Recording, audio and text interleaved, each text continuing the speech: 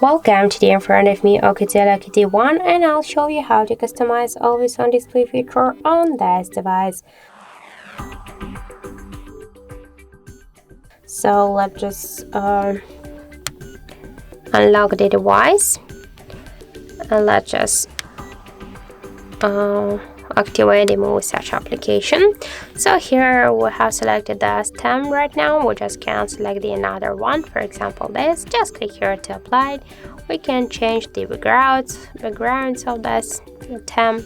For example this one, click here to apply. We can change the music controls time, or we can hide them after 10 seconds or just don't hide them. Here we can see also the notifications. We can turn them on or turn them off just from another apps. Also we can turn on and turn off to show the date, and the battery status always while they were charging or just don't show it. For example, let's just switch to always. So let's just go here to the settings section, click here to AOD, and now we can also here change the shown AOD feature on the screen lock always while charging. When we play the music, we can use those two features together or separately.